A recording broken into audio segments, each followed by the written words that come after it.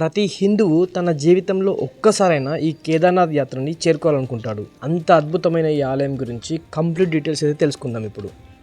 వీడియోని మాత్రం పూర్తిగా చూడండి. ఉత్తరాఖండ్ స్టేట్లోని రుద్రప్రయాగ్ నుండి ఎగ్జాక్ట్గా 86 కిలోమీటర్స్ దూరంలో అయితే కేదార్నాథ్ కొలువై ఉన్నాడు. ఇక్కడికి వెళ్ళాలంటే ముందుగా ఉత్తరాఖండ్ పోర్టల్లోని చార్ధామ్ యాత్రలో అయితే పక్కాగా రిజిస్ట్రేషన్ చేసుకోవాల్సి ఉంటుంది. మీరు రిజిస్ట్రేషన్ చేసుకున్న తర్వాత క్యూఆర్ కోడ్ ఇస్తారు. ఆ క్యూఆర్ కోడ్ని గౌరీకుండ్ దగ్గర ఎంట్రన్స్ ఆఫీస్ ఉంటుంది, అది పక్కాగా చూపెట్టాలి. ఇక్కడ గౌరీకుండ్ నుండి మన ఫుట్ ట్రాక్ వచ్చేసి 16 కిలోమీటర్స్ అని ఉంటుంది. అక్కడ నుండి మన ప్రయాణం స్టార్ట్ అవుతుంది. ఈ కేదార్నాథ్ యాత్రతో పాటు చార్ధామ్ యాత్ర ఎప్పుడు పడితే అప్పుడు చూడడానికి వీలుండదు. 2023 నవంబర్ 14th బాయ్ దూజ్ అనే గొప్ప రోజున అయితే ఈ ఆలయాన్ని క్లోజ్ చేయనున్నారు. మళ్ళీ నెక్స్ట్ ఇయర్ అంటే 2024 ఏప్రిల్ 25న అయితే మార్నింగ్ 6:20కి అయితే ఈ ఆలయం తలుపులు తెరుచుకొని ఉన్నాయి. మళ్ళీ ఈ ఆలయం తలుపులు నవంబర్ 5th రోజున అయితే క్లోజ్ చేయడానికి డేట్ని అఫీషియల్గా అనౌన్స్ చేశారు. ఉత్తరాఖండ్లోని చార్ధామ్ యాత్రలో కేదార్నాథ్ ఆలయం ఒకటి. 12 జ్యోతిర్లింగాలలో ఈ ఆలయం కూడా ఒకటి. ఈ ఆలయం అతి పురాతనమైనది. అలాగే ఈ ఆలయంలో అందరు అనుకున్నట్టు శివలింగం మాత్రం ఉండదు. నంది తల వెనుక భాగంలో ఇలా ఉంటుంది కదా, ఇది మాత్రమే కనిపిస్తుంది. దీనికి ఒక పెద్ద చరిత్రే ఉంది. యుద్ధంలో పాండవులు ఎంతోమందిని చంపారు. దాంతో తమకి పాపం చుట్టుకుందన్న భయంతో శివుడు కోసం గాలిస్తారు. అది చూసిన శివుడు నంది రూపంలో మారి భూమిలోకి దూరిపోతాడు. అలా నంది పైభాగం పైనే ఉండిపోతుంది. ఇప్పటి వరకు ఈ విషయం మీకు తెలియదు కదా, తెలియకుంటే మాత్రం పక్కాగా లైక్ చేయండి. సంవత్సరంలో 6 నెలలు మాత్రమే ఈ ఆలయం తలుపులు తెరుచుకుంటాయి. నర మరియు నారాయణ ఋషులు ఇక్కడ చాలా సంవత్సరాలుగా తపస్సు చేశారంట. ఈ ఆలయం సముద్ర మట్టానికి 3500 మీటర్ల ఎత్తులో ఉంటుంది. ఇలా చెప్పకూడదు కానీ దాదాపుగా 400 సంవత్సరాలకు పైగా అయితే ఈ ఆలయం మంచుతో నిండిపోయింది. ఈ ప్లేస్ చూసారు కదా, ఈ ప్లేస్ మీకు ఐడియా ఉండే ఉంటుంది. 2013లో అయితే ఒక పెద్ద ప్రళయం అయితే వచ్చింది. ఇక్కడ కేదార్నాథ్ ఉత్తరాఖండ్లోనే పెద్ద ప్రళయం అని చెప్పొచ్చు. అది ఇక్కడ జరిగిన క్లౌడ్ బరస్ట్ వల్ల అధికంగా వరదలు వచ్చి ఇక్కడ ఉన్న గుడారాలు, ఇల్లులు, పునాదులతో సహా వరదలో కొట్టుకుపోయాయి. కానీ ఆలయానికి మాత్రం ఏం కాలేదు, చెక్కు చెదరలేదు. ఎందుకంటే విరిగిపడ్డ కొండ చర్యల నుండి కరెక్ట్గా ఆలయం ఎంత వెడల్పుగా ఉందో అంతే వెడల్పుగా ఉన్న ఒక శిల వచ్చి ఆలయం వెనకాల ఆగింది. దానితో ఆలయం వెనకాల నుండి వచ్చే వరద 2గా చీలిపోయింది. స్వయంగా శివుడే ఆ శిలను పంపించాడని భక్తులు భీమ్శిలగా పూజలు జరుపుతున్నారు. అలాంటి క్లౌడ్ బరస్ట్ జరగడం కేదార్నాథ్లో మొదటిసారి కాకపోయినా కూడా 2013లో జరిగింది మాత్రం చాలా అంటే చాలా పెద్దదని చెప్పుకోవచ్చు. దాదాపుగా 6000 మందికి పైగా చనిపోయారు. 4000 మందికి పైగా నిరాశ్రయులయ్యారు. చూడండి ఒకసారి ఎట్లుందో, చాలా అంటే చాలా ప్రశాంతంగా ఉంది. కానీ ఎప్పుడు ఏమైతే తెలియదు. ఇక్కడ every minute to minute weather change అవుతుంది. చల్లగా అవుతుంది. -3 degrees. నిన్న నైట్ అయితే మేము -3 degrees, ఇప్పుడు -2 ఉంది. మళ్ళీ మేము వెదర్ రిపోర్ట్ చూస్తే -6కి వెళ్తుందంట. ఇంకొన్ని రోజులు అయిపోయిన తర్వాత ఈ గుడి క్లోజ్ చేస్తారు. ఎందుకంటే ఇక్కడ అక్కడ నుండి స్టార్ట్ అవుతుంది మంచు. అక్కడ నుండి కిందికి రావడం మెల్లిమెల్లిగా ఇక్కడ మొత్తం మంచు వర్షం పడుతుంది, స్నోఫాల్ అవుతుంది. మొత్తం స్నోఫాల్ అయ్యి గుడి క్లోజ్ చేస్తారు. అప్పుడు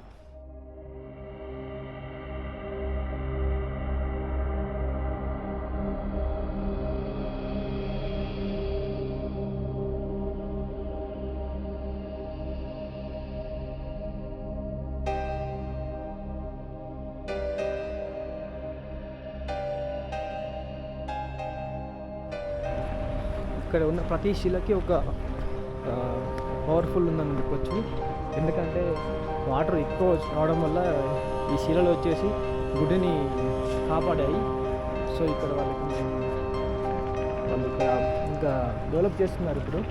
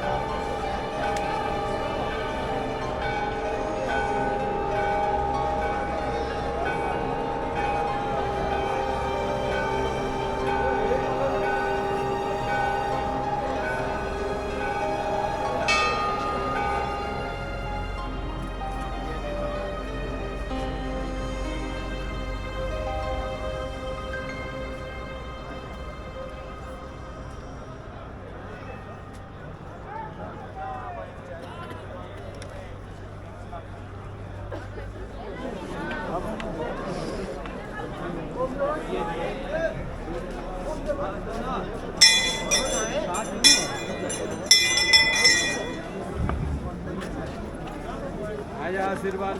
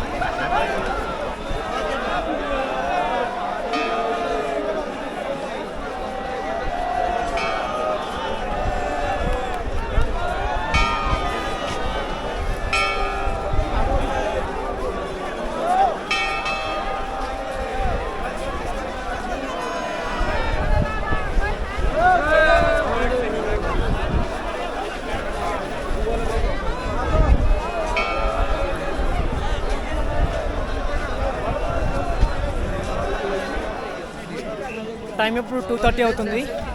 మేము ఇక్కడ దర్శనం చేసుకున్న తర్వాత ఇక మేము కిందకైతే స్టార్ట్ అవుతున్నాం. మళ్ళీ చలి అయితే చాలా బాగుంటుంది. స్నో పడింది, ఇందాక చూసారు కదా, స్నో అయితే చాలా అద్భుతంగా పడింది. చూద్దాం ఇక నెక్స్ట్ కిందకి స్టార్ట్ అవుతున్నాం. క్రౌడ్ మాత్రం ఇంకా పెరుగుతుంది చాలా. ఇంకా చూడండి, క్రౌడ్ మినిట్ పెరుగుతుంది.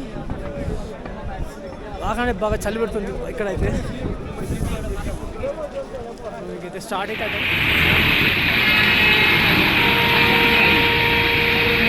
ఇది కనబడుతుంది కదా. మేము ఇప్పుడు ఇక్కడ చేరుకునేసరికి కేదార్నాథ్లో మేము ఎగ్జాక్ట్గా 3 o'clock స్టార్ట్ అయ్యాము.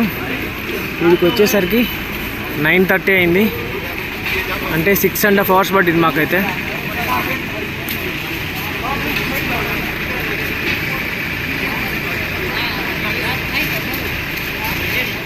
ఇప్పుడు బేస్ క్యాంప్కి అయితే చేరుకున్నాం మనం. కింద స్టార్టింగ్ పాయింట్ బేస్ క్యాంప్ ఇది. మీకు వచ్చేటప్పుడు చూపెట్టాను కదా. సో ఇప్పుడు ఇది బేస్ క్యాంప్.